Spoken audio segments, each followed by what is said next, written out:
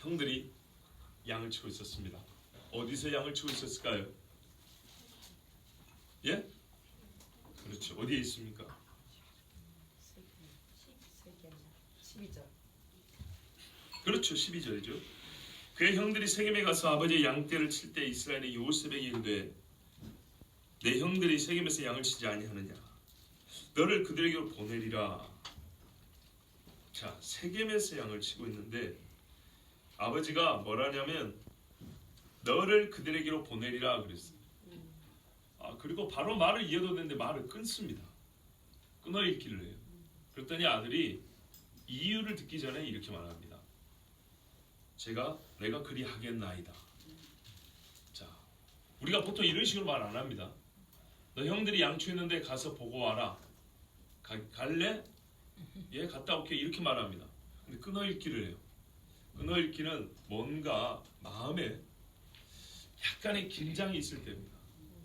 이 긴장은 두려움으로 말미암은 것이 아니라 뭔가 그냥 쉽게 넘어가지 못할 무언가 마디를 짚고 가야 될 무언가가 있을 때 끊어 읽기를 합니다. 숨을 한번 고르고 한다고요. 아버지가 그래요. 형들이 너를 미워하는 형들이 세겜에 있는데 여기서 80km 정도 거리입니다. 헤브론에서 너 혼자 내가 거기 보내려고 하는데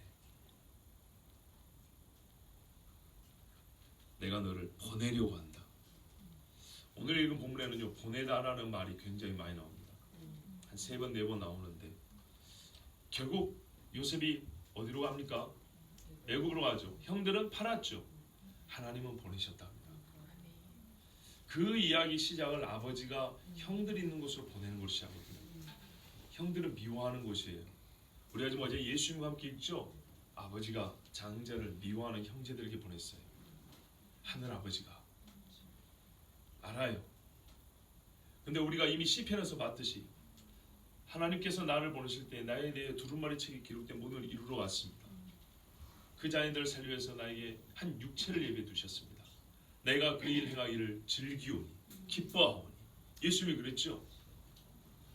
아버지는 아들이 가면 죽을 줄 알아요. 물론 야곱이 그렇게 알았다는 얘기는 아닙니다. 우리는 하나의 예표적인 사건을 우리 주님이 예수님을 모세글을 통해 보여줬다 했기 때문에 어떤 명제로 아니라 모세글은 모세글에서 보여준 에피소드입니다. 이야기입니다. 이야기. 우리가 저번에 말씀드린 대로 조금 어려운 문학적 얘기지만 명제가 있기 전에 내러티브가 있다고 그랬죠. 3차원으로 보여줍니다.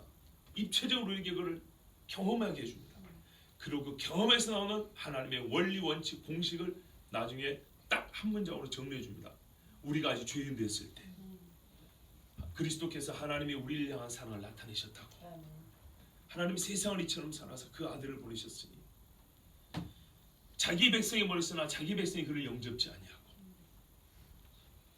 이스라엘의 잃어버린 자 외에는 나에게 보냄을 받지 아니하였다고.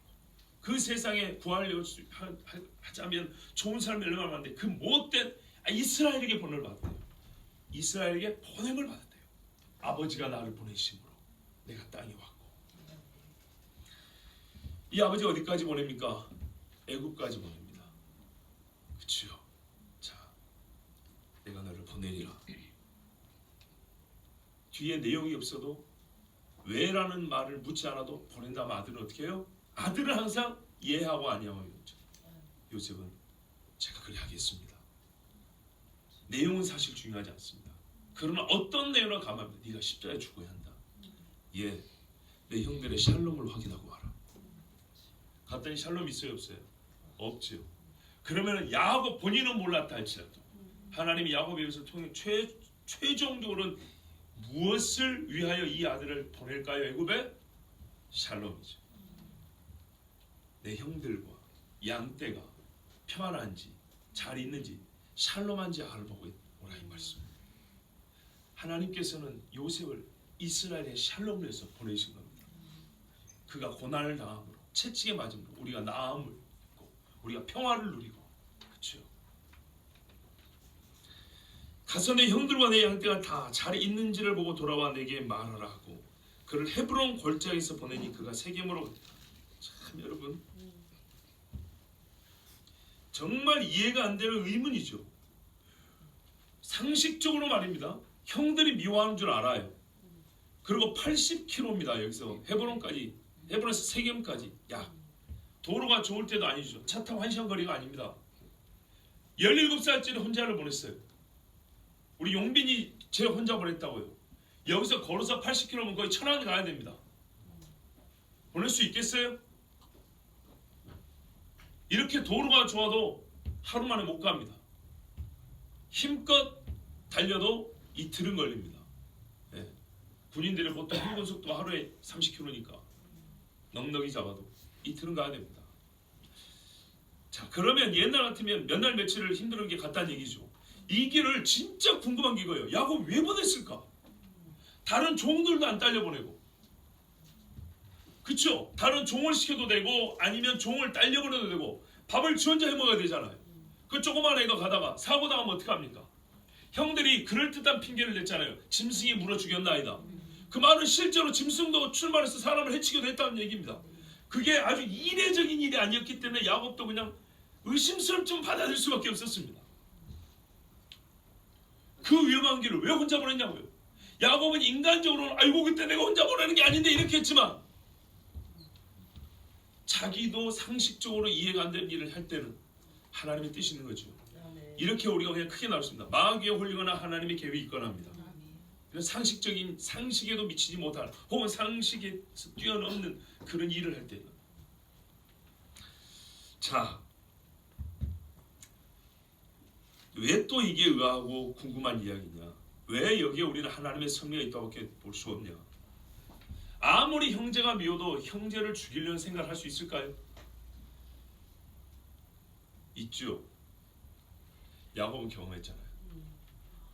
여러분 왜 자꾸 자기 생각을 합니까? 있다고요. 20년 만에 만나는 형제도 용서를 못하고 400명 데리고 와서 쓸어버리려고 그랬다고. 혈육이라고 다 용서가 됩니까? 안 됩니다. 자기 딸을 둘이나 좋은 사위를, 손자를 벌써 11명이 낳았는데 그때 요셉까지 낳았으니까 그래도 죽여버리려고 한 게 라반이에요. 이게 인간이에요. 야곱이 그걸 몰랐어요? 100살이 넘게 산 사람이 아직 철부지랐어요? 지금 나이가 한 107살 정도 됐는데 다 알아요. 그러니까 이해가 안 되는 거예요. 잠시 실성을 했거나 아니면 하나님이 야곱의 평상시의 판단력조차도 흐려서 하나님이 계획하신 일을 한 것이에요. 여러분 어떻게 보십니까? 후자가 맞지요? 맞아요. 하나님의 계획하심에 따라 야곱은 평상의 일반적인 생각, 건전한 판단력조차도 이때 잠시 흐려졌어요. 그 증거는 하나님 말씀에 또 찾을 수 있습니다. 자, 이래서 세겜까지 왔습니다. 그런데 이 세겜이요 참 희한합니다. 여러분 세겜에서 무슨 일이 있었죠? 그렇죠. 디나가 강간을 당했습니다. 레위와 시몬이 가서 그 동네 남자들 다 죽여버렸습니다. 그래서 세겜과 그 주변에 남은 사람들이 어떻게 해요? 야곱 집을 쓸어버린다고 작정을 했는데 하나님이 두려움을 줘서 못 쫓아오겠죠. 그런데 거기로 제발로 들어갔답니다. 그놈들이 배짱도 좋죠. 그래서 야곱이 한편은 걱정이 됐을 겁니다. 그런데 이 피를 부른 그 장소에서 형제들은 자기들의 과오를 생각하지 못하고 진짜 이번에는 형제의 피를 흘리고자 했습니다. 회개하지 못한 인간은 자기의 죄 지은 자리에서 여전히 죄를 짓습니다. 하나님이 행하신 모든 일을 예사로 보면 안 됩니다. 지명 하나, 나이, 이름 하나. 이곳에서 이들은 형제를 죽일 수 있었습니다. 여기서 만났으면. 그런데 하나님은 조금 장소를 옮기셨습니다. 세겜에 갔더니 200성이 있나요 없나요? 200성이 있는데 형들이 없죠. 그래서 잠깐 어제 제가 잘못 전한 걸 좀 수정할래요. 디나는 가나안에 들어와서 2년 만에 강간당한 게 아니고 이 헤브론에 정착하기 전, 요셉이 종으로 팔려가기 전 한 2년입니다. 뒤에서부터 2년입니다. 제가 잘못 말했어요. 가나안에 들어와서 2년이 아니고 요셉이 종으로 팔리기 전 2년쯤 전에 그런 일을 당합니다. 그러니까 요셉 나이가 한 15살쯤. 어저께 제가 사춘기쯤 해놓고 한 7, 8이라고 그랬죠.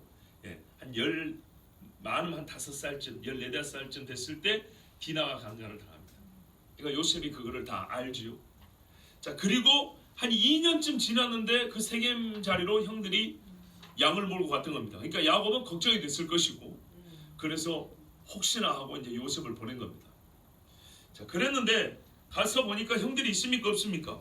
없어요. 그래서 한 사람을 만났는데 이렇게 말합니다. 내가 내 형들을 찾으오니. 16절입니다. 요셉은 이렇게 말했어요. 나는 형들을 찾습니다. 예수님이 이 땅에 오셔서 형제들을 찾았습니다. 그들이 양치는 곳을 가르쳐 주십시오. 예수님 말하러 인자한 곳에 잃어버린 자를 찾고 이스라엘 집에 잃어버린 양을 위하여 왔다 그러셨죠.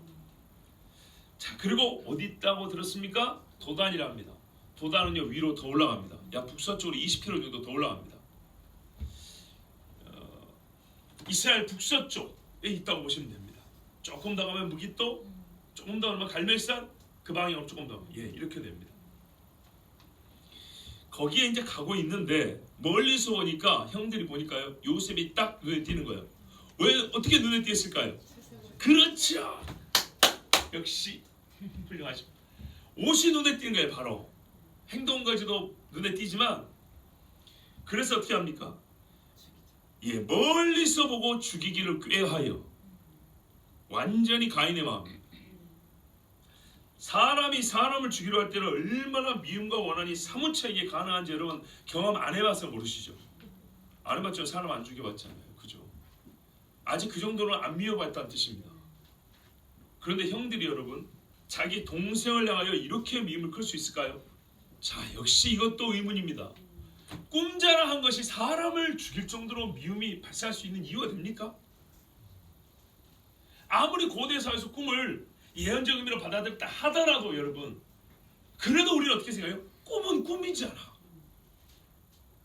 그리고 나중에 형제한테 동생한테 절조한다고 해서 그게 죽일 일입니까? 꿈의 내용이 요셉이 우리를 칼로 죽인다더라 이게 아니란 말이에요. 그러면 내가 미리 죽인다고 했지만 얘가 출세해가지고 우리가 그 밑에서 전환만 하는데 그게 말이죠 형제를 죽일 이유냐고요. 그러니까 이 한편 과도합니다.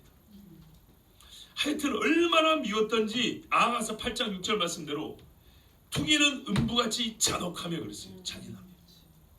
더 충격적인 것은 희한하게 말이죠. 한 사람이 아니라 10사람의 마음이 똑같았다는 얘기입니다. 집단적으로 한 형제를 죽이고자 하는 같은 마음을 가질 수가 있을까요? 얼마나 이게 확률적으로 어려운 일입니까? 여러분 한 교회에서 말이죠 어떤 사람이 잘못했다고 했을 때 10사람이 같은 판단을 내리기 어렵습니다. 그런데 그것도 형제가 형이에요. 동생도 형이 동생 한 사람을 죽이고자 10명의 뜻을 모았다는 것 언뜻 이해가 잘 안 되시죠? 솔직히 저는요 이해 안 돼요. 근데 이게 사실이랍니다. 사실이라면 여기에는 그들의 죄가 있지만 이 죄를 바로의 마음은 강팍했고 하나님이 그 강팍한 마음을 그대로 굳게 만드시고 애굽의 재앙을 내리고 이스라엘을 구원하게 하셨죠. 나는 이들의 강팍한 마음을 하나님이 더 굳게 만드셨다고 믿습니다. 서로 이렇게 말합니다.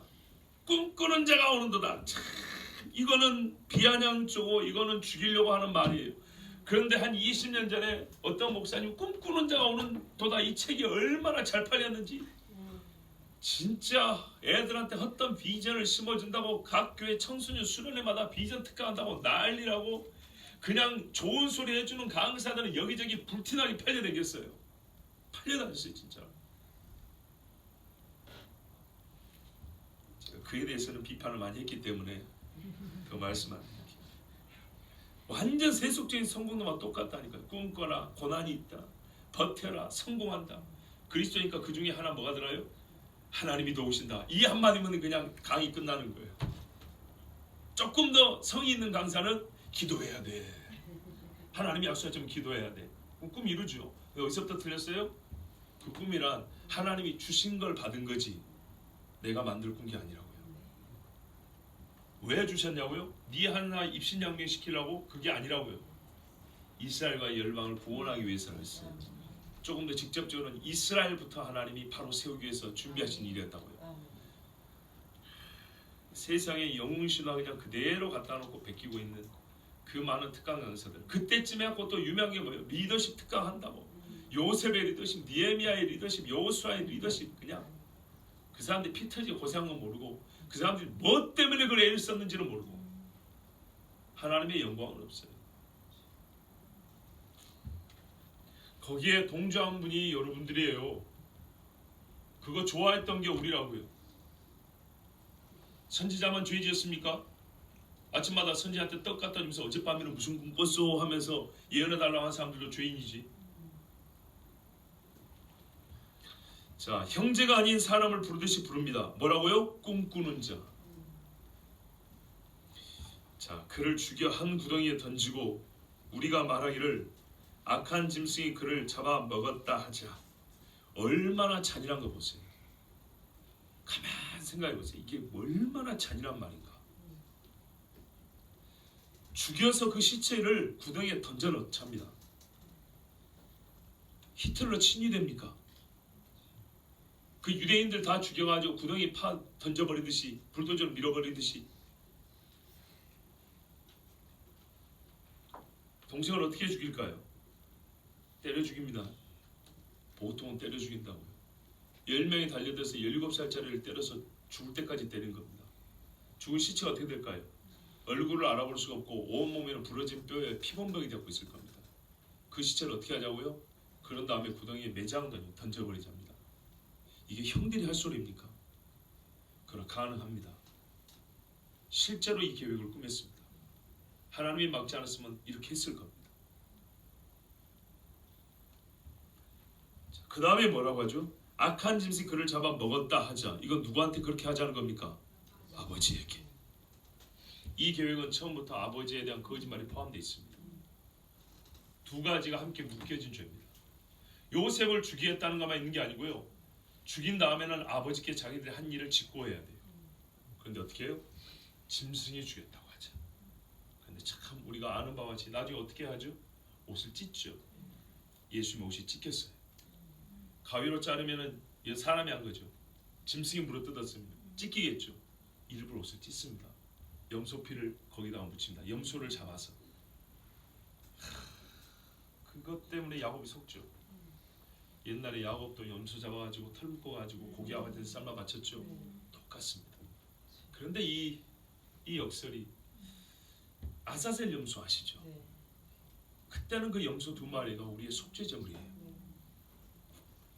이들은 하나님 같은 거울 같은 뜻은 없지만 그 죄를 가리고 허물을 숨기는 데는 어쨌든 염소 피가 쓰였어요. 우리가 그래서 이거는 어떻게 해요? 실체가 아니라 예표적 사건을 인다는 겁니다. 허물을 가리는데 그들은 부정한 용도로 쓰긴 썼지만 염소의 피가 쓰이는 용도를 이렇게 배웁니다.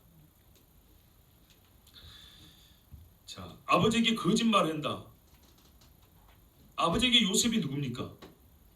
어제 우리 말씀드린 대로 장자입니다. 장자. 장자는 누구죠? 그 집에 기업 물을 자.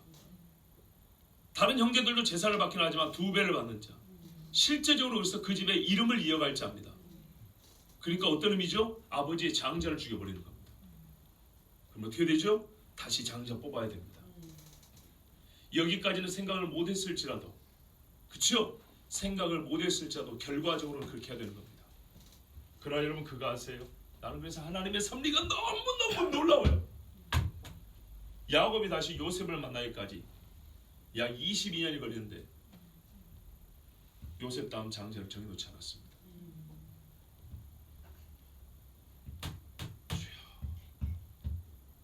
그렇잖아요. 자기 나이가 그때 몇 살입니까? 언제 죽을지 몰라요. 그보다 젊을 때도 장자를 정해놨는데 요셉이 죽었다고 생각하고 22년이 지났는데 야곱이 장자를 정했다는 말이 없어요. 죽었다고 생각했지만 이삭이 어저께 그 다른 가족의 위로는 위로가 안 돼. 분명히 성경에 다른 위로가 안 됐다고 했어요. 그러나 그 이후로 9년을 아버지와 함께 살면서 이삭 아버지는 어떤 하나님을 알아요? 약속하시고 이루시는 아버지 만났죠? 아브라함의 약속하시고 자기도 죽은 데서 그치? 내가 야곱 너도 죽은 데서 얻은 아들이라. 하나님이 약속하시고 너에게 영광을 주시니 맞다면 하라 그랬을지 누가 압니까? 어쨌든 우리는 그 대화를 세밀히 듣지 못한 입장에서 결과를 보고 그 전에 있었던 일을 추론해 볼 때 적어도 야곱에게는 어떻게 해요? 야곱에게 요셉은 사람의 말로는 죽었으나 그의 마음에서 어떻게 해요? 하나님 주신 감동을 아주 죽은 게 아니에요. 그래서 장자의 자리를 비워둡니다. 이 아이들은요 아버지에 대한 반역을 저지른 거예요. 이건 그냥 미워하는 형제 하나 죽인 게 아니에요. 아버지의 집을 무너뜨린 것이고 아버지의 나라를 무너뜨린 것이고 아버지에게 반기를 준 거예요. 완전히 마귀짓을 한 거예요. 그런데 여러분 생각해 봅시다. 이 10명의 떼거지를 어떻게 변화를 시킬까요? 결론을 말하면 사람을 변화시키기 위해서 하나님이 쓰시는 방법은 극단적 방법입니다. 자기 자신을 한번 봐보세요. 하나님이 극단적 극약 처방을 하기 전까지는 절대로 안 변합니다. 극약 처방을 써도 안 변하면 죽는 겁니다. 바로를 보세요. 거짓말이 아닙니다. 좋게 말했을 때 돌아온 자가 없다는 얘기가 아닙니다. 하나님이 한 번 가르쳤을 때 돌아온 자가 없다는 얘기는 아닙니다. 그러나 분명히 우리 인간의 죄를 볼 때는 성경은요 우리에게요 인간의 죄라는 것은 이 세상의 학자들 인간학을 연구하는 학자들이 말하는 것보다 훨씬 어둡고 악한 존재, 세상에서 제일 악한 존재가 인간이라고 말합니다. 비유를 이렇게 표현할까요? 하나님과 제일 닮은 존재가 인간이요 마귀하고 판박이가 인간입니다. 그런데 이 세상은요 중간쯤 어디 있다 놔요 인간은. 아니면 하나님보다 더 뛰어난 자리에 또 놀라 그래요. 이런 마귀 짓을 합니다. 하나님은요 요셉 한 사람을 세우고자 하지 않았어요. 모세 한 사람을 세우고자 하지 않았어요. 그렇죠? 모세가 그랬잖아요. 하나님이 다 죽여버리고 너로 인하여 다시 큰 백성 이룬다 그랬어요. 그때 모세가 뭐라 그랬습니까? 하나님의 약속 그거 아니지 않냐. 이 12지파를 가지고 하나님 이스라엘 세운다 하지 않았습니까? 그래서 노를 거두어드렸습니다. 하나님의 계획은 이 12명의 아들들을 데리고 이스라엘이라는 한 나라를 세우는 거였어요. 12진주문에 그 이름을 새기는 거예요. 그런데 이들을 어떻게 변화시키죠? 한 사람씩 루벤한테 5년 쓰고 그 다음에 시므온한테 한 3년 쓰고 레위한테 2년 쓰고 이렇게 할까요? 아니죠. 하나님에게는 거대한 하나님의 이 프로젝트는 말이죠. 이스라엘 만들기 프로젝트는 이제 첫걸음을 뗀 겁니다. 근데 누구가 고난을 당함으로? 요셉이 고난을 당함으로. 누가복음 20장 13절 14절에 포도원 주인이 이르되 어찌할까 내 사랑하는 아들을 보내리니 그들이 혹 그는 존대하리라 하였더니 농부들이 그를 보고 서로 의논하여 이르되 이는 상속자니 죽이고 그 유산을 우리의 것으로 만들자 하고. 이 예수님의 비유에 나온 이 악한 사람들이 오늘 이 형제들의 메아리가 아닌가 생각이 듭니다. 사람들은요 예수님의 죽음에 대하여 여러 가지 말을 합니다. 하나님의 사랑을 나타내기 위해서, 인류를 거룩하게 하기 위해서, 평화를 위해서 부분적으로 만든 게 있습니다. 어떤 사람은요 인간의 최고 가치를 드러내기 위해서, 사람을 화해시키기 위해서, 사람들끼리 화해시키기 위해서 회개가 무엇인지 보여주려고 순교자로 죽었다. 이런 말들은 아까 앞에 말보다 좀 못하죠. 더 못한 것을 들려드릴게요. 하나님이 에스겔을 듣고 더 가지한 것을 보여주리니 그러신 것처럼 더 못한 것. 어떤 사람들이 예수님의 죽음에 대하여 그는 자신의 구원을 위하여 대가를 지불했다. 자신의 구원을 위하여 기절했을 뿐이다. 약물을 먹고 약물의 영향으로 기절했다가 깨어난 것이다. 이런 맹랑한 소리는 어떻습니까? 이게 사람들이 말하는 예수님의 죽음입니다. 그런데 그들이 정말 숨기고 싶은 것은 예수님의 대속 죽음입니다. 하나님과 죄인 사이에 속건점을 되시고 화목점을 되셨다는 것입니다. 그걸 왜 인정하지 않습니까? 내가 죄인함을 인정해야 되기 때문입니다. 이 형들도 죄를 가리고자 합니다. 그래서 핑계를 만들었습니다. 그들에게는요 요셉은 실제로 팔았지만 죽은 것과 다름없습니다. 죽은 아우입니다. 죽은 아우에 대하여 아버지에게는 짐승이 물어뜯어 주겠다고 이렇게 말을 했습니다. 핑계를 댔습니다. 그 죽음에 대해 다른 이유를 댔습니다. 자기들하고 아무 상관없다. 예수님의 죽음에 대하여 사람들은 이렇게 허무맹랑한 소리라고 그 잘못된 소리가 그 수작이 들통나니까 그 다음에 뭐라면 다시 생각해보자. 잘못했습니다. 아니에요. 제거의 가치가 있다. 조금 더 연구를 해봐야 되겠다. 그래서 아직까지도 예수님이 왜 죽었는지 지금 더 연구하는 사람이 겁나게 많아요. 이렇게 명백하게 써놨는데 부활까지 했다는데 왜 제가 이 말씀을 요셉과 예수님의 유사점, 즉 예표로서의 요셉의 고난당함을 우리가 어떤 차원에서 읽어야 되는가를 지금 여러분이 점점 우리 속된 말로 우리 일반인 가닥을 잡아가고 있는 중입니다. 요셉이 팔려간 것에 대하여 문학적으로, 영웅신화적으로, 당시의 무슨 문화적 배경으로 이렇게 읽을 것이 아닙니다. 잘 생각해 보세요. 아버지가 그를 보냈다는 것부터가 사실 이해가 잘 안 되잖아요. 그 먼 길을, 조그만 애를 왜 보내냐고요. 자기가 형 한 사람이 미워해서 죽임을 당할 위협 직전까지 가본 사람이 10명이 거기 있는데 왜 거기다가 이 아이를 혼자 보내냔 말이에요. 할 수 없는. 형들이 이렇게 말합니다. 그의 꿈이 어떻게 되는지를 우리가 볼 것이니라. 자, 꿈을 말소시켜버리려고 했어요. 요셉에 대한 미움이고 동시에 꿈에 대한 부정입니다. 우리는 절대로 그 꿈이 이루는 것을 허락하지 않겠소입니다. 하나님의 계획이요 뜻이라 하더라도 우리는 거부하겠다는 강력한 의사표시입니다. 그래서 이 사건은 요셉에게 있어서는요, 형들이 없애버리려 하고 형들이 부정하는, 즉 나머지 이스라엘이 부정하는 이 꿈에 대하여 얼마나 신뢰하고 있는가. 과연 이것을 하나님의 약속이라고 믿었다면 이만한 고난에도 주변의 모든 사람이 부정하고 아버지도 겉으로는 분명히 꾸짖었어요. 자기 외에 모든 사람이 부정하는 이 하나님의 비전에 대하여 어떤 믿음을 갖고 있는지를 하나님이 확인하는 첫 번째 테스트이기도 합니다. 테스트는 평상의 믿음을 평상의 상황이 아닌 특별한 상황과 조건으로 바꾸셔서 그때에도 평상에 갖고 있는 믿음을 여전히 보이는 걸 확인하는 거라 그랬죠. 꿈이 뭉개지는 것 같은 순간에도 하나님을 신뢰할 것이냐. 하나님을 신뢰한다는 것이 반드시 내가 높은 자라서 형들이 나에게 절할 거야 이 말이 아닙니다. 형들이 나에게 절을 하든 안 하든 하나님께서 말씀하신 것은 항상 이루신다는 근본적 믿음을 버리지 않을 것이냐. 만약에 결론만 믿는다면요, 과정은 제 마음대로 살아도 됩니다. 보디발이 안으면 가늠해도 뭔 상관이에요. 결론만 붙들고 있다면 하나님은 그 믿음을 확인하는 게 아니에요. 결론에 대한 믿음이 있으면 그 일을 이루시는 하나님에 대하여 모든 시간에 동일한 믿음으로 그 앞에 행위를 보여야 합니다.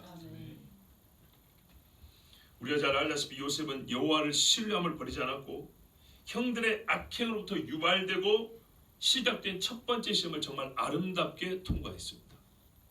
어제 말씀드린 대로 모든 준비는 가나안에서, 검증은 애굽에서. 루벤이 그래도 형이라고 요셉을 구원하려고 했어요. 이렇게 말합니다. 우리가 그의 생명을 해치지 말자, 피를 흘리지 말자 강조하고 있지요. 그를 광야 그 구덩이에 던지고 손을 그에게 대지 말라. 자, 왜 그랬냐 하니까 요셉을 그들의 손에서 구출하여 그의 아버지에게로 돌려보내려 함이었다 그랬어요. 형들의 귀에는 이게 어떻게 들리냐면요, 죽이지 말자라는 소리가 들리는 게 아닙니다. 직접 때려 죽을 기까지 뭐 있냐. 자, 무슨 말이냐면 루벤은 장자의 권위가 확 떨어진 입장이에요. 작은 엄마 비라하고 통관했죠. 그 비라의 아들 둘이가 여기 있잖아요. 그렇죠? 그 동생들이 형 루벤 말 잘 들었을까요? 안 듣죠. 그래서 최종적으로 루벤 없을 때 팔아버렸잖아요. 안 들어요?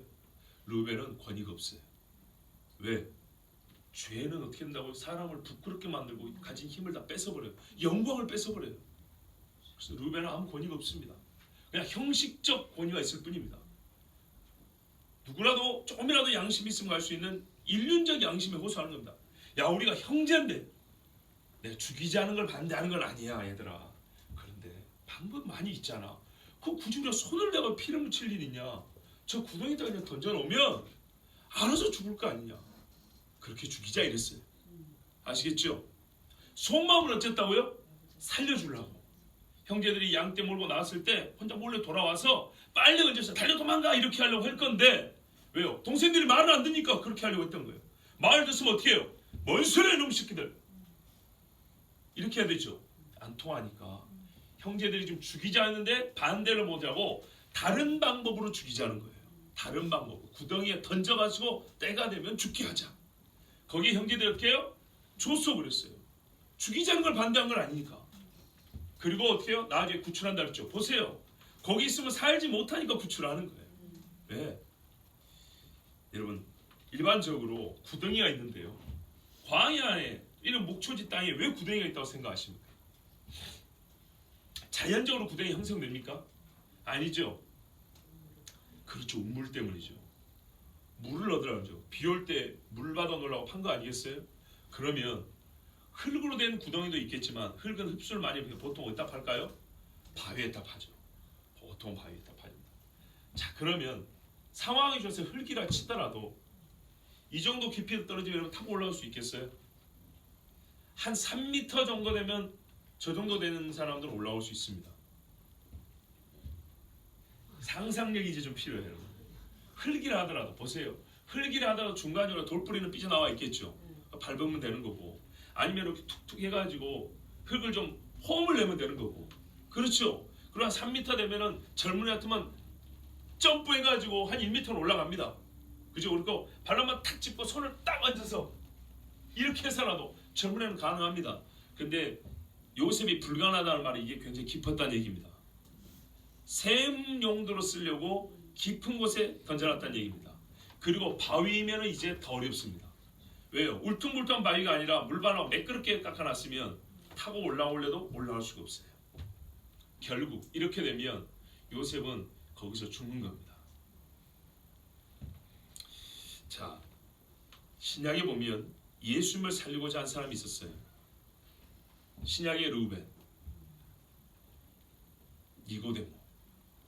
요한복음 7장 50절 51절에 그 중에 한 사람 곧 전에 예수께 왔던 니고데모가 그들에게 말하되 우리 율법은 사람의 말을 듣고 그 행하는 것을 알기 전에 심판하느냐 그랬어요. 그래서 당장 예수 죽이려고 하는 음모를 좀 누그러뜨리겠어요. 이게 요한복음 7장입니다. 그러나 결국 막을 수 있었습니까? 못 막았습니까? 못 막았죠. 다만 니고데모는 어떻게 했죠? 예수님의 시신을 가져다가 장례를 치렀을 뿐입니다. 그래서 신약의 르우벤이라는 하는 사람이 이 니고데모입니다. 못 막았습니다. 자, 요셉이 형들에게 이제 갔습니다. 그랬더니 형들이 어떻게 했습니까? 요셉의 옷을 벗기고 예수님의 옷을 벗긴 것처럼 벗기고 구덩이에 던져넣습니다. 그런데 그 구덩이는 빈 것이라 그 속에 물이 없었더라. 물이 없다라는 말이 결국 어떻게 해요? 최종적으로 죽이겠다는 뜻입니다. 누가 건져주지 않으면 거기서 혼자 나올 수가 없습니다. 생각나는 사건이 하나 있습니다. 예레미야가 물 없는 구덩이에 던져졌습니다. 그렇죠. 만약에 진흙이 있는 곳이라면 그 진흙 속에 빠져 있는 거고 바위라면 뭐 물을 한 방울도 얻을 수 없는 거고 진흙이라 하면 그것도 위험하죠. 온몸이 젖어 있는 상태고 나이든 예레미야는 그래서 얼마 못 가고 죽을 위험에 처해 있었습니다. 채색 옷을 벗긴 것도 아버지의 선택을 인정하지 않겠다. 채색 옷은 아버지의 선택을 보여준다 그랬죠. 아버지의 선택을 인정하지 않는다는 것입니다. 자, 여러분, 제가 여러분한테 사실 좀 구하고 싶은 것 있어요. 제가 얼마 전에 어떤 분한테 그랬어요. 나는 개인적으로 설교를 잘한다고 생각하지 않는다. 몇 번 이런 말 했어요. 그런데 이것만큼은 자신 있다 그랬어요. 자신? 예, 자신 있다. 방향은 제대로 잡고 가고 있다고 믿는다. 말의 유리함이나 어떤 설교의 작성이나 이 화법에 사람들이 이렇게 쏠릴 만한 그런 능력은 없는데 방향은 제대로 잡고 가고 있다고. 그것만큼은 믿는다. 그 정도 믿음 없으면 설교 안 해야 된다. 다만 여러분에게 지금 요구하고 싶은 거는 이제 거기에 더해 뭐 있냐면 제가 방향을 잡고 가고 있다면 이 방향을 계속 유지하는데도 얼마나 힘들다는 것을 좀 알아주셨으면 좋겠어요. 파도가 치는 바다에서 키를 잡는 게 중요하죠. 왜요? 파도가 세게 치면 지 마음대로 돌아가 버립니다. 파도가 세게 치고 바람이 강하게 부는 바다에서는 키를 잡고 방향타, 정해진 항로를 유지하는 것이 제일 중요합니다. 방향타를 이 키를 잡고 유지하는 것 하더라도 솔직히 설교자로서 엄청난 부담이 힘듭니다. 늘 하는 설교, 늘 입에 붙은 말, 뭐 수십 번 읽은 본문을 그거 하나 설교 못하겠어. 절대 그런 생각하실 분 없지만 그런 본문일수록 설교가 훨씬 더 어렵습니다. 왜냐하면 여러분은 또 다른 무엇을 기대하고 오고 특별 밤기도 있대 특별자가 오면 뭔가 새로운 통찰력을 주기를 기대하고 오기 때문에 그런 날은 훨씬 더 어렵습니다. 그래서 여차하면요, 여러분한테 뭔가 새로운 것을 들려줄 자료를 찾으려고 마음이 움직일 수도 있습니다. 그런데 그런 거 원하지 않습니다. 잘못하면 어떻게 해요? 방향이 이리저리 바뀌고 갈 길을 잃어버립니다. 아까 가닥을 잡는다 그랬지요. 빛이 없는 밤바다가 왜 무섭지요? 달도 없고 별도 없기 때문에 어디로 가는지 모르기 때문입니다. 어두컴컴한 데서 그 희미한 불빛을 보고 방향을 잡아내는 게 제일 중요한데 그렇게 어렵습니다. 그렇게 흔들리지 않게 하려면 여러분도 이 밤에 말입니다.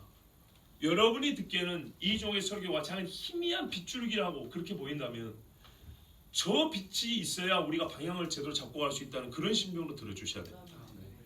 조금 더 마음을 기울이고 들어주십시오. 채색 옷을 벗기고 구덩이에 던져 넣습니다. 르우벤이 이 구덩이를 보고 아까 한 말이기 때문에 형제들을 설득할 정도의 깊이가 됐던 구덩이입니다. 어떤 말인지 아시겠죠? 이 구덩이에 던져 넣으면 지가 알아서 죽는다. 그 정도 구덩이였다는 얘기입니다. 즉 누군가 와서 끌어줘야만 나올 수 있는 구덩이였다는 얘기입니다. 거기에 던져졌습니다. 자, 이래서 여러분이 아까 한번 당부를 더 드린 거예요. 상상력이 필요하다고요. 너무 메마르게 듣지 마세요. 한 사람이 당한 일이에요. 내가 당한 일이라고 생각을 해보세요. 얼마나 무섭습니까? 지나가다가 한 1대1로 둘이 싸움을 해가지고 치고받고도 무서워서 심장이 벌렁벌렁하고 손발이 떨리는데 형제가 10명이서 얼굴이 시뻘개져가지고 막 쌍욕을 하고 옷을 막 제껴오고 거의 속옷바람으로 이 어린애를 그 구덩이에다 던져 넣어버렸다고요. 좋게 줄타고 내렸을까요? 떨어지면서 팔이나 안 부러졌으면 다행이에요. 실제예요, 실제. 여기 우리 예배당 높이에서 밑으로 애를 떨어뜨려도 어떻게 되겠습니까? 이 잔디밭에 떨어져 다치겠죠? 몇십몇 바닥에 던지면요.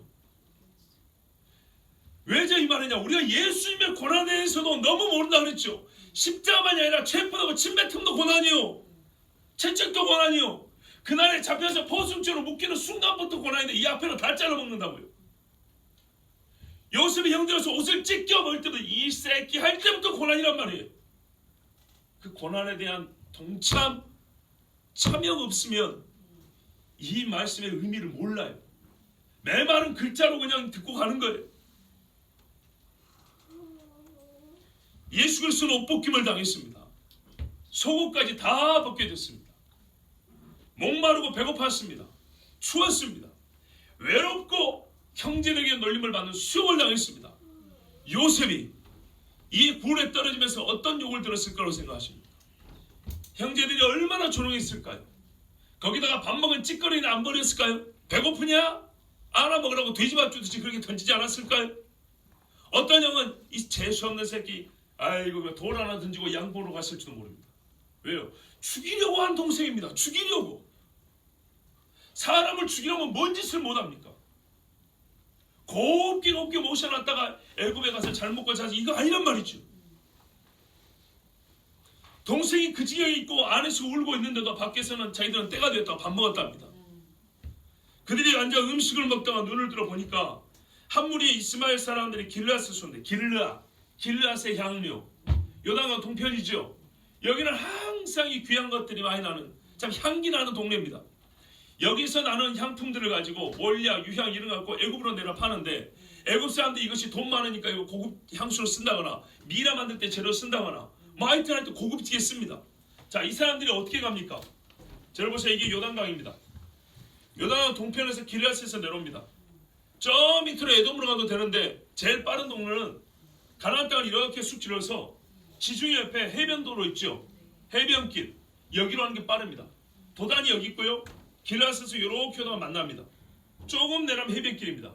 이리고 쭉 바닷가 따라가면 어렵지 않게 애굽으로 들어갑니다. 그래서 그 길목에서 만난 거예요. 그들이 낙타에 향품과 유황과 몰려가 싣고 애굽으로 내려가고 있었어요. 참 이때 말이죠. 유다가 기가 막힌 발상으로 형제들에게 제안을 합니다. 유다가 자기 형제에게 이르되 우리가 우리 동생을 죽이고 그의 피를 덮어둔들 무엇이 유익할까? 아직 뜻 안 바뀌었어요. 분명히 죽이는 거예요. 자, 그를 이스마엘 사람들이 팔고 그에게 우리 손을 대지 말자. 그는 우리의 동생이 우리의 혈육이냐. 말 잘해요. 동생이고 혈육인데 죽이면 되겠냐. 끄집어내주면 되지 그냥. 그죠? 알량한 아량입니다. 진짜 요셉을 살리고 싶었으면 형제라고 생각하면 당장 끄집어내줘야죠. 그런데요, 다른 이득을 취하는데 이 생명을 써먹으려고 형제 타령한 거예요. 실제로는요, 죽인 것과 진비 없어요. 요셉이 다 들었어요. 그래서 나중에 유다의 회심에 요셉이 자기를 드러냈단 말입니다. 근데 참 정말 예언적인 말이에요. 봐보세요. 스가랴서에 나중에 그들이 메시아를 바라볼 때 맨 먼저 회개한 집이 어디예요? 유다 집 사람이 먼저 따로 하고 레위가 따로 하고 이렇게 돼 있죠. 이익에 대하여 설득을 했어요. 이런 이익을 얻는다.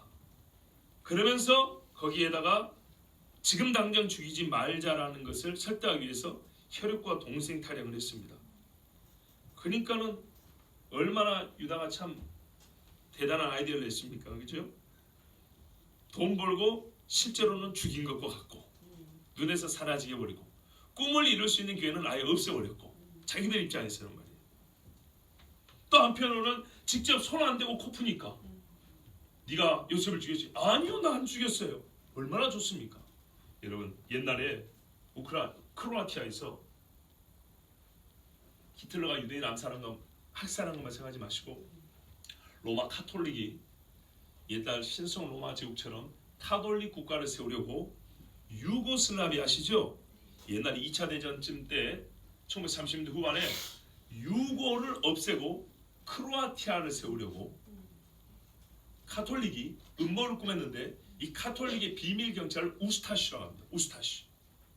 이 우스타시 비밀 조직의 수장은 카톨릭 사제들이었고 이 사람들이 무슨 짓을 했냐? 동방 정교회 교인들. 그리스, 러시아 가면 정교회 있죠? 약간 사이비적인 것이 있지만 하여튼 같은 그들 입장에서는 같은 십자가를 가지고 예수 믿는다는 정교회 사람들을 어마어마하게 죽였어요. 최소 수십만에서 수백만을 죽였어요. 그리고 그들이 세운 나라가 크로아티아입니다. 물론 그게 실패를 했어요. 현재 크로아티아가 그때 크로아티아 똑같다는 얘기를 하는 거 아닌데 그때 당시 2차 대전 때 세워진 크로아티아는 카톨릭 비밀경찰 우스타시가 정교회 교인들을 엄청나게 학살을 하고 세운 나라였어요.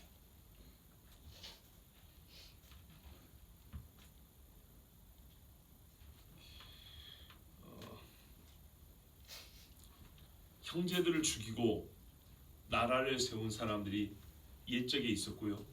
지금도 있고요. 옛날에 이렇게 형제들을 돈을 받고 팔아먹은 사람들이 많이 있었어요.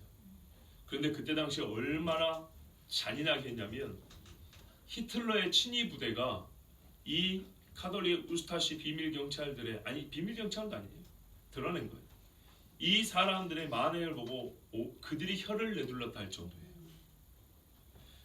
히틀러는 독가스로 많이 죽였죠. 물론 다른 일도 했지만 그러나 이 카톨릭의 군대는 모든 방법을 동원해서 죽였어요.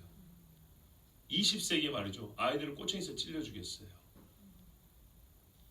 옛날에 일본 사람들이 마루타 실험한 거 아시죠? 그런 식으로 사람들을 죽였어요. 얼마나 잔인한지 여러분 그 자료를 읽어보면 합니다. 혈육이니라. 아닙니다. 자기 이익을 위해서 형제를 이렇게 잔인하게 팔아넘겼습니다. 죽이라고 넘겨준 겁니다. 하나님께서 살려준 거죠. 예수님을 죽이려 한 사람들도 그랬습니다. 자기들 손에 피를 묻히지 않으려고 어떻게 했습니까? 로마 사람의 소를 빌렸습니다. 6월절이 가까워서 부정한 사람과 같이 앉지도 않으려고 한 사람들입니다. 로마 가톨릭도 자기들은 평화를 주장하는 척하고 자기 손에 피를 묻히지 않으면서 사람들을 충동하고 사람들의 마음을 뺏어서 형제라고 불리는 사람들을 어마어마하게 죽였습니다. 히틀러의 모사 중에 한 사람도 가톨릭의 추기경인가 그러잖아요. 그리고 여러분, 예수님을 팔아넘긴 사람의 이름이 뭡니까? 유다죠. 유다. 그렇죠? 자, 그때 미디안 상인들이 지나가고 있는지라 형들이 요셉을 구덩이에서 끌어올리고 은 20의 그를 이스마엘 사람들에게 팔매 그 상인들이 요셉을 데리고 애굽으로 갔다 그랬습니다. 자, 루벤은 이 자리에 없었습니다. 그래서 나중에 루벤이 와서 아이고 어떻게 할까 하고 막 가슴을 쳤지요. 하나 궁금한 점이 있어요. 요셉을 사간 사람은 이스마엘 사람입니까? 미디안 사람입니까?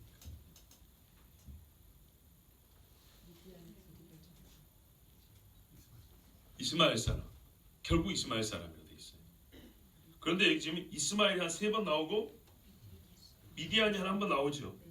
그죠? 이스마엘 사람이면서 미디안 사람이라고 볼 수 있죠. 자, 이스마엘은 아브라함의 첫째 아들이죠. 미디안은요? 미디안은 아브라함이 후처 그두라를 얻고 거기서 아들 6명을 낳는데 그 중에 4번째로 기록된 사람이 미디안입니다. 둘 다 아브라함 족속입니다. 아브라함의 후예들입니다. 그런데 여러분, 이스마엘 사람들이 오늘날 누구의 조상이라고 합니까? 아랍의 조상이죠. 에렙, 섞이다, 믹스됐다는 뜻이란 말이에요. 그래서 이스마엘 사람들은 이스마엘의 후예를 하지만 이스마엘 그 자체를 그대로 유지하지는 않아요. 아랍 사람들이 이스마엘이 자기 조상이라 그러죠. 뭔 말인지 아시겠죠? 그 말대로 이스마엘은 많이 섞였기 때문이에요. 아랍은 에렙 섞이다 해서 섞였다. 신상에도 보니까 섞여지는 않았더라 그랬던가? 함께 있는데 섞이지 않았더라 그랬던가? 하여튼 이스마엘 사람들은요, 주변에 많은 형제들과 통혼을 해가지고 이스마엘 혈통만 순수하지 않냐고 여기저기 섞였단 말이죠. 미디안은 형제이기 때문에 훨씬 통혼의 가능성이 높습니다. 그래서 이스마엘 뿌리를 갖고 있지만 미디안 사람과 서로 결혼을 해서 함께 그 양쪽 피를 갖고 있으면 이스마엘 족속이라고 불러도 되고 미디안 사람이라고 불러도 되고 그건 아무렇지도 않습니다. 또 하나는 어느 한편 사람이 다른 족속의 거주지에 가가지고 살고 있다면 우리는 그 지역을 중심으로 부를 수도 있는 것이고 혈통을 중심으로 부를 수도 있는 겁니다. 난 한국 사람이면서 서울 사람이죠. 나 주소 서울이란 말이에요. 근데 여러분 갸우뚱했죠? 그래 나는 계도 사람이라고요. 누가 나보고 계도 사람에도 틀리지 않고 서울 사람에도 틀리지 않죠. 아무 문제가 없는 거예요. 그런데 이거 갖고 성경의 모순이 뭐냐 하는 사람은 진짜 답답해요. 그리고 정말 헷갈리지 말라고 성경이 이렇게 말합니다. 보세요. 우리가 읽은 말씀에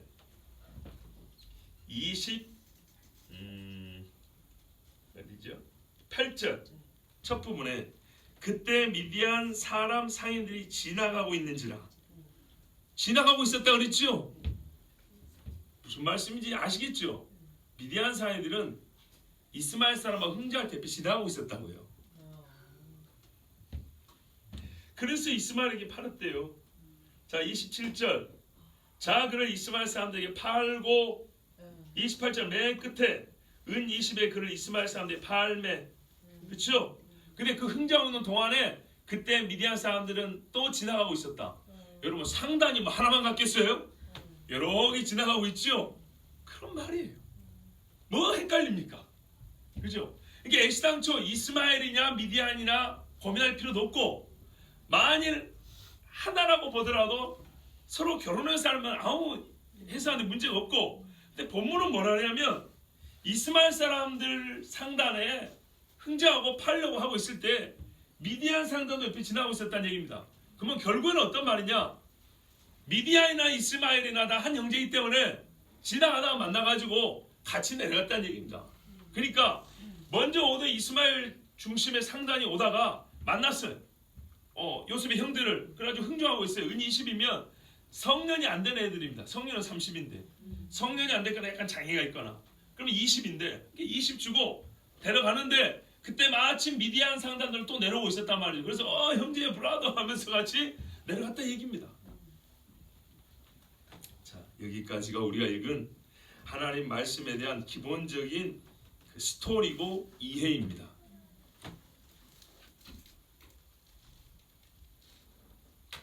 어제보다는 약간 그 역동성이 좀 떨어진 것 같죠? 그죠? 오늘 여기서 제가 두 가지 여러분에게 집중해서 우리가 봐야 될 것들을 말씀드리려고 합니다. 첫 번째는 인간의 본성과 죄를 하나님의 말씀, 오늘 본문은 가장 집중적으로 보여주고 있다는 겁니다. 무슨 말씀이냐면 저는 여러분에게 아까 상상을 유도했습니다. 필요하다고 그랬습니다. 어떤 상상이죠? 어떤 묵상입니까? 요셉의 고통입니다. 요셉의 슬픔과 힘듦입니다. 그러나 왜 이걸 요구했냐면 본문을 읽어가는 과정에서는 그게 안 보이기 때문입니다.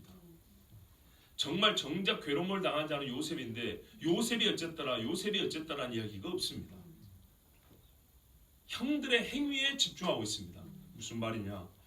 우리는 인간적으로 여기서 소위 감동적인 스토리를 끌어내려면 요셉의 심정을 심리학적으로 분석하면 1시간 동안 여러분 눈물 철철 넘치게 할 수 있어요. 그런데요, 하나님은요 어떤 면에서 담담하게 요셉의 고통을 일단 뒤로 놓고 형들의 행위를 집중하게 합니다. 죄에 집중하게 합니다. 여러분, 헤롯이 2살배기 아이들을 죽일 때요, 그 어머니들이 얼마나 슬펐을까요? 그 어머니들의 슬퍼하는 장면만 성경 한 장만 써놔줬어도 이 땅에 어린아이를 잃은 어머니들은 정말 그 한 장에 큰 위로를 받거나 아니면 한 맺힌 풀었을지도 모릅니다. 안타깝지 뭘쩐지 우리 인간의 입장에서 그런 말씀 없습니다. 헤롯의 행위에 집중합니다. 결론 뭡니까? 바로 이런 죄 때문에 예수가 올 수밖에 없었다는 얘기죠. 바로 이와 같은 형제들을 이스라엘 만들고자 하나님이 무슨 일을 할 수밖에 없었다고요? 요셉을 팔 수밖에 없었다는 얘기입니다. 자, 결론을 말씀드릴까요?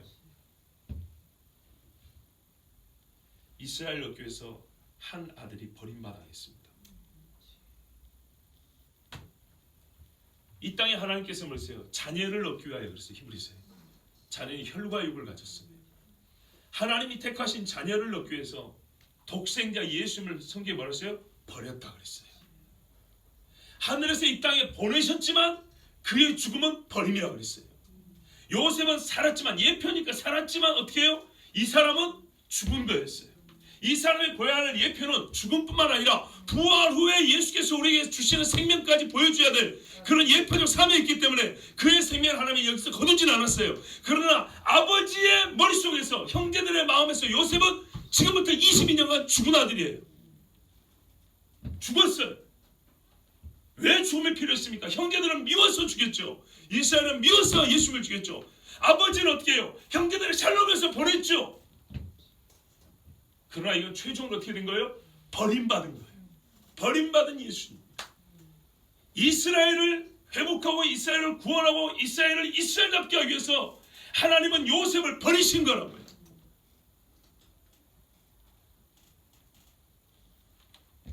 그런데 그 버릴 수밖에 없는 이유가 뭐라고요? 형들이 꿈꾼 그 아이들을 시기하는 눈빛으로 바라보는 이 정도가 아니었어요. 시기는 반드시 살인을 낳습니다. 피를 부르는 이 죄 때문에 내가 내 아들을 너에게 보낸다. 이것을 우리 하나님이 보여주신 겁니다. 바로 이와 같은 형제들을 새롭게 하기 위해서 어떻게 해요? 정말 이게 아이러니지만 그 형제 중 하나가 죽어야 되는 거예요. 이게 하나님의 구원의 섭리요, 하나님의 구원의 방식이에요. 그래서 우리는 이 말씀을 보면서 이렇게 마음이 무겁고 여러분 솔직히 별로 듣기 편하지 않은 거예요. 하나님이 강조해 보여주신 뭐냐면 바로 너의 죄를 보라는 겁니다. 너는 너희 중에 누군가 한 형제가 바로 너 같은 놈 때문에 너희 형제들을 살려고 대표로 내가 보냈고 대표로 버림받은 형제가 있는데도 그것도 모르고 너는 은인심을 짤랑짤랑하면서 그 비어있는 장자의 자리에 재수 없는 내가 들어가겠구나. 왜? 아버지가 11번째 아들도 장자로 삼았는데 5번째인 나는 안 되랴. 6번째는 나는 못 들어가랴. 이 정도 생각과 이 정도 눈을 갖고 하는 게 죄인이 바로 그 죄 때문에 아들이 벌을 받은 거예요. 그 죄 때문에. 이런 인간을 변화시키기 위해서는 한 아들을 버리는 방법밖에 없는 겁니다. 사람들은 보다 고상한 방법 없습니까? 아니요. 이것이 하나님의 방법이에요. 성경은요, 요셉의 고통에 대해서는 뒷날 가르쳐줍니다. 외면하지 않습니다. 창세기 42장 21절 22절 우리가 올해 후반기에 볼 건데, 형들이 뭐라 하니까 이제 시몬을 감옥에 갇혀놓고 너희가 간첩이다 어쩌다 하니까 어떻게 해요? 근데 형들끼리 자기들끼리 말하죠. 몇 주 전에 한번 설교한 본문이죠. 그들이 서로 말하되 21절에 42장 21절 우리가 아우의 일로 말미암아 범죄하였도다. 그가 우리에게 애걸할 때 다 알았어. 애걸했어요. 요셉이 야 살려주세요 애걸했어요. 여러분 한번 상상을 해보세요. 얼마나 이게 끔찍한 관계인가. 그 마음의 괴로움을 보고도 듣지 아니하였으므로 이 괴로움이 우리에게 임하도다. 하나님은 공의의 하나님이에요. 살려주지만 죄값은 분명히 치릅니다. 르우벤이 그들이 대답하여 이르되 내가 너희에게 그 아이에 대하여 죄를 짓지 말라고 하지 아니하였다냐. 그래도 너희가 듣지 아니하였느니라. 그러므로 잘 보세요. 그의 핏값을 치러내었도다. 죽였습니까? 안 죽였죠. 그런데 파는 것은 뭐라고요? 죽인 거와 진비 없다고요. 그래서 유다는 그래도 나는 팔자고 그랬지 죽이자고 말하지 아니요. 르우벤의 말에 아무도 토를 달지 않았어요. 맞다 핏값이라고 했어요. 그들이 파한 거는 죽인 거와 똑같은 거예요. 성경의 말을 보세요. 하나님은 절대 잊지 않아요. 하나님은 옳게 판단하시면 너희는 아우를 죽인 거예요. 하나님의 구원의 섭리에서는요 큰아들 장자를 버린 거예요. 바로 이 핏값을 위해서, 이들을 살리기 위해서. 정말 르우벤의 말이 의미심장합니다. 이날 형제들은요 형제를 죽인 겁니다. 돈 20 받고 자기 동생을 죽인 거라고요. 아버지의 눈에서 보면 큰아들 장자를 죽인 거라고요.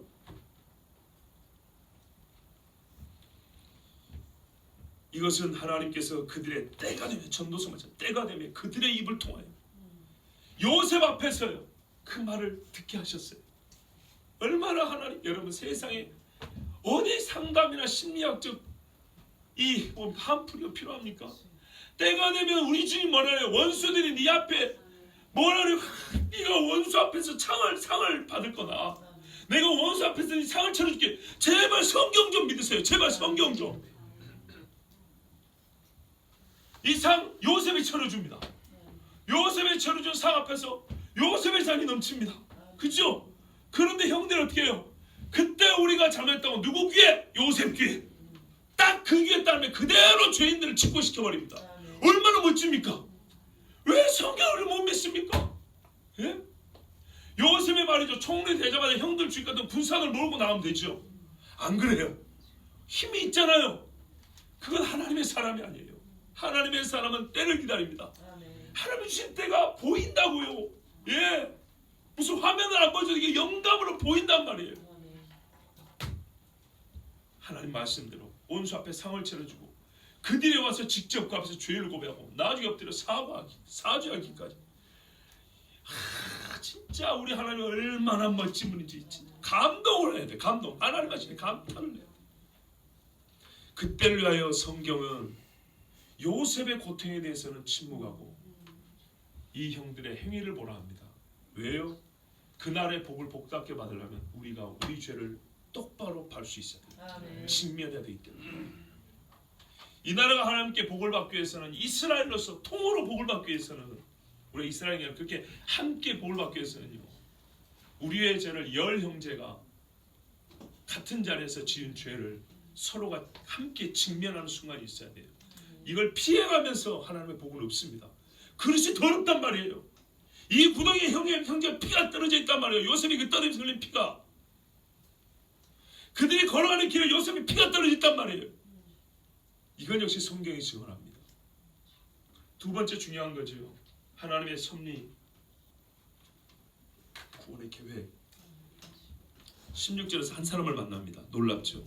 사울이 왕이 된 날 사무엘이 그런다. 네가 지나가다가 이러이러한 사람 만날 거다. 세 번의 세상에서 보는 우연이지만 하나님의 섭리적인 만남이 있습니다. 그 다음에 그 사람이 뭐라면 내가 들었다 그랬어요. 형들이 어디한테 들었대요. 참 세상적으로 우연의 연속입니다. 아버지가 보냈다는 것도 희한한데 이해하기 어렵게 요셉은 또 홀로 가겠다 그럽니다. 그래서 갔어요. 르우벤의 말로 살인이 지연이 됩니다. 거기다 유다의 좋지 않지만 새로운 계획으로 애국으로 팔려갑니다. 기가 막히지 않습니까? 하나님의 섭리를 생각해야 됩니다. 무엇보다 성경이 직접 그리 가르치기 때문입니다. 시편 105편 17절에서 19절 말씀에 그가 한 사람을 앞서 보내셨으며 하나님께서 보내신 방법이었어요. 요셉이 종으로 팔렸도다. 그의 발은 착고를 차고, 이건 번역이 약해요. 그의 발은 착고에 상했으며, 상했다는 말은 여러분 어떻게 이해가 됩니까? 수갑 차면 그냥 상합니까? 아니죠. 벗어나려고 발버둥을 친 겁니다. 쇠사슬로 발을 묶어놓으니까 끌고 가니까 안 따라가려고. 제가 옛날에 홍수에 떠밀려가 봤다 했죠. 안 때문에 안 죽으려고 바닥을 긁으니까 손톱 발톱이 다 빠졌다고. 긁으면서 이게 부러져 떨어져 나갔다고. 안 죽으려고 발버둥을 한 거예요. 그러면서 어떻게 해요? 이 쇠가 몸에 자꾸 비비니까 살이 찢어지면서 피가 흘렀던 거예요. 성경은 정확히 말합니다.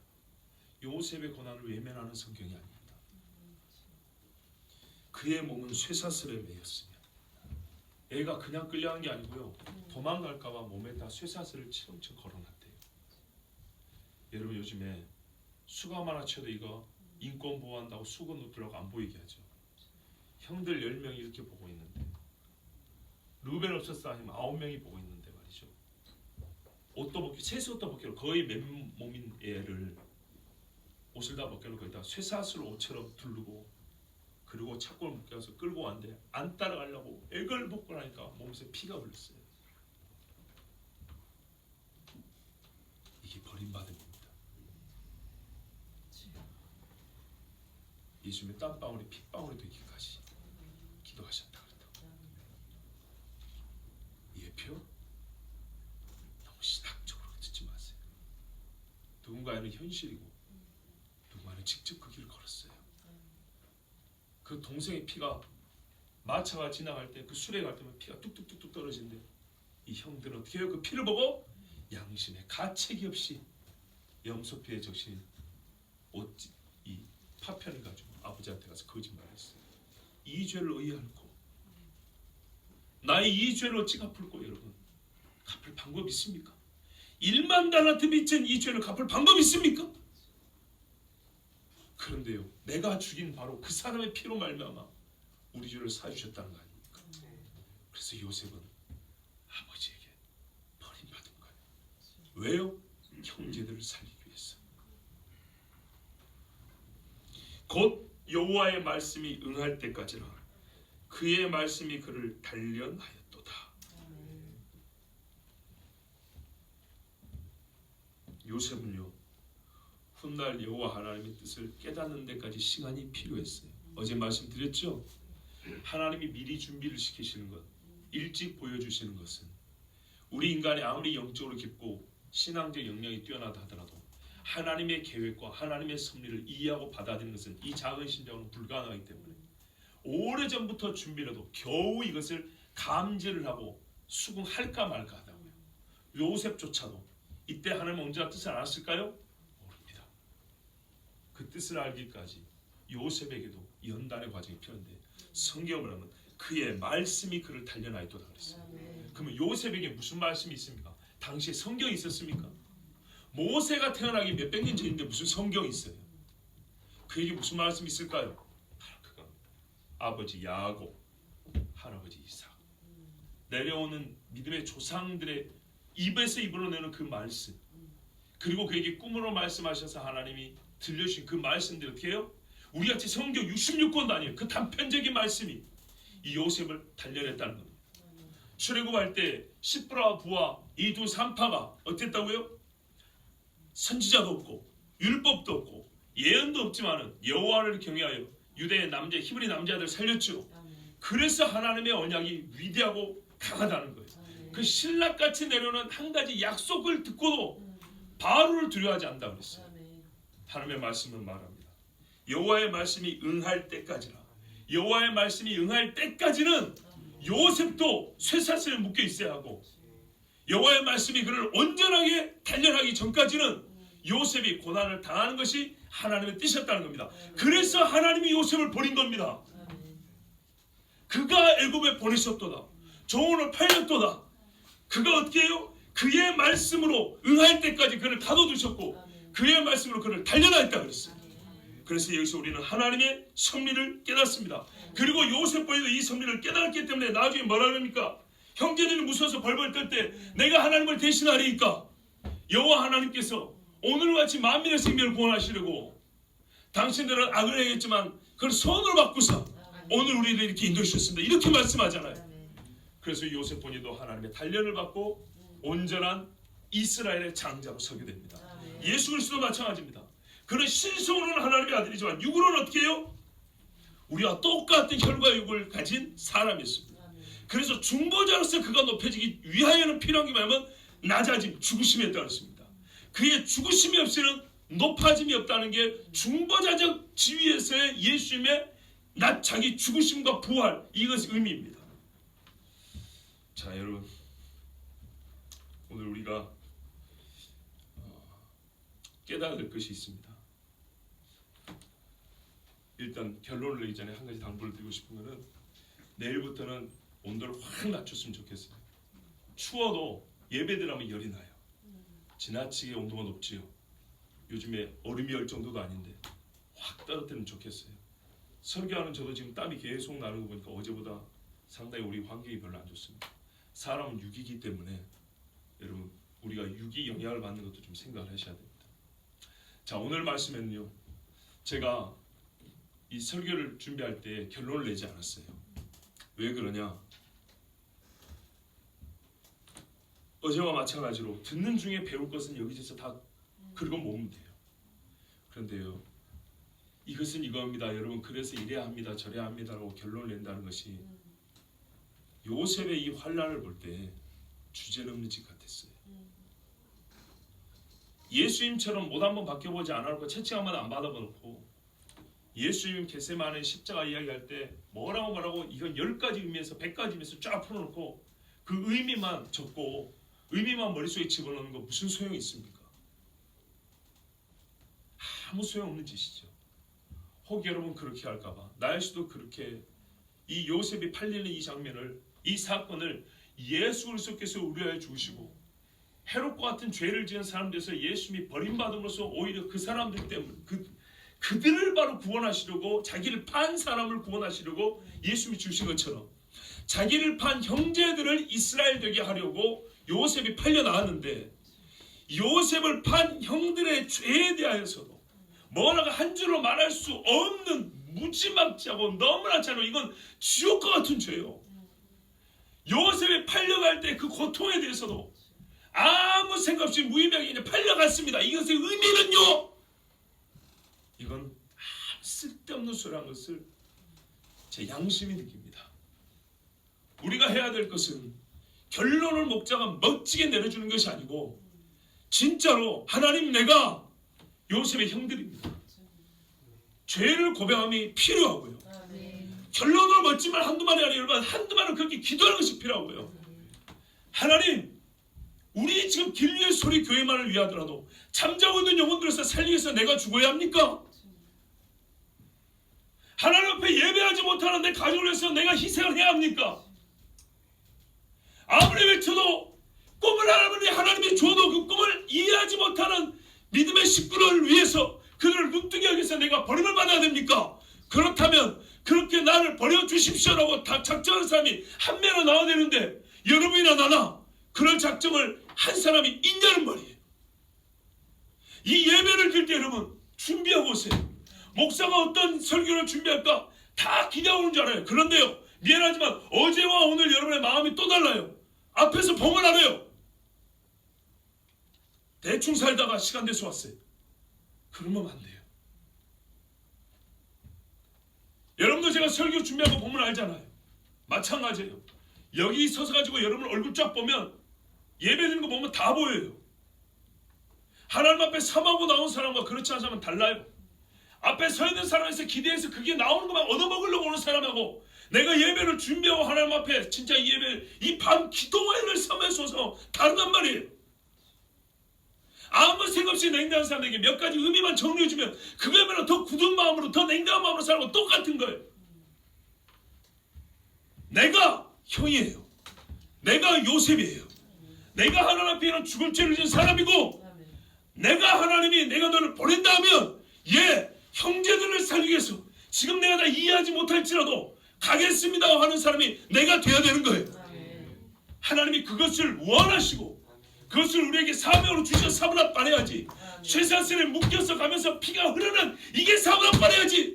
종리가 될 때 이름을 얻었다고 해서 사분합반해야 되기 시작한 것이 그때 된 게 아니에요.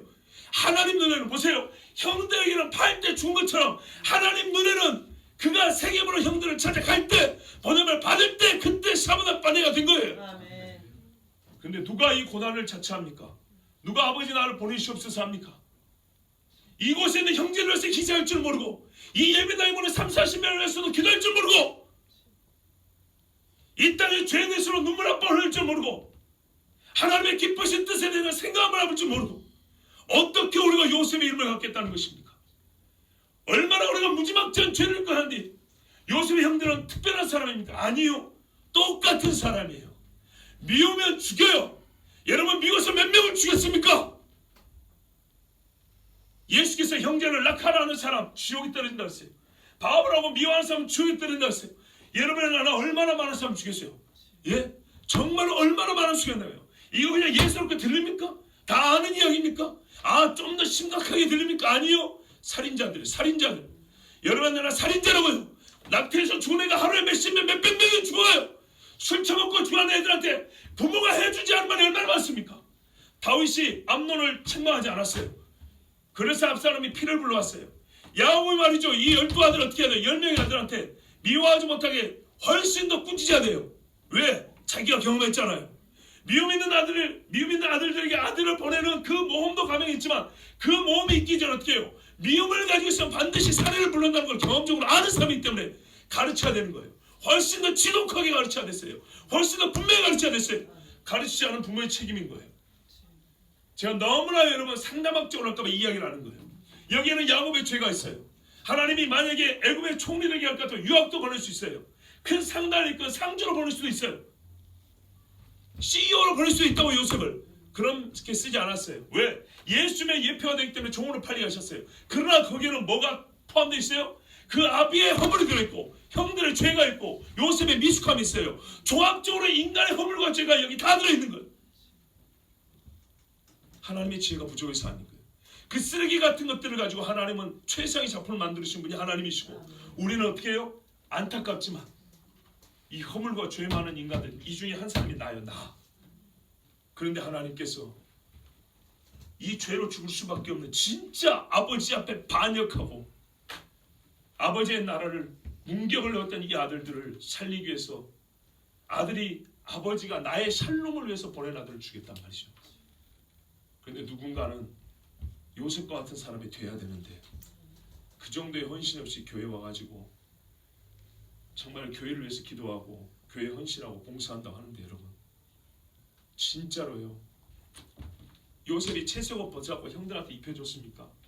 아니죠. 진짜 중요한 건 이거. 옷이 아니고 이거라고요.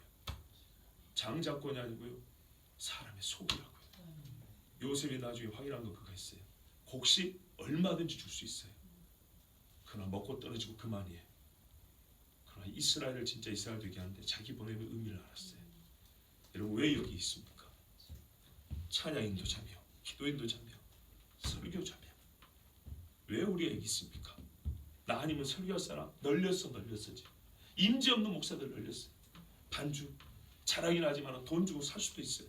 찬양 인도자 많아요. 왜 우리가 여기 있죠? 서로의 영혼을 위해서 있는 거예요. 아멘. 네가 있으면 내 영혼이 복되고 내가 있어서 네 영혼이 강건하시고 그렇게 해서 하나님 나라 이루려고 함께 있는 거예요. 아멘. 제발 우리가 이 본질을 좀 잊지 말자고. 우리에게는 이제 어떤 단계라고요? 형들의 이 죄악된 악에는 좀 제발 벗어버리자는 말이에요. 아멘. 이제 이거는 진짜 버려야 되는 거예요. 샬라운 던져야 되는 거예요. 이제 우리가 된 건 뭐냐면요, 같은 말인데 번역이 달라요. 하나는 던지고 하나는 보내는 거예요. 아멘. 똑같은 이제 죄는 던져버리고 아버지로부터 보낸받은 중보자가 되어야 돼요. 아멘. 요셉 같은 사람. 우리의 소원이 여기 있기 때문에 이 기도회를 하는 겁니다. 아멘. 여러분, 우리 함께 이 시간에 기도합니다.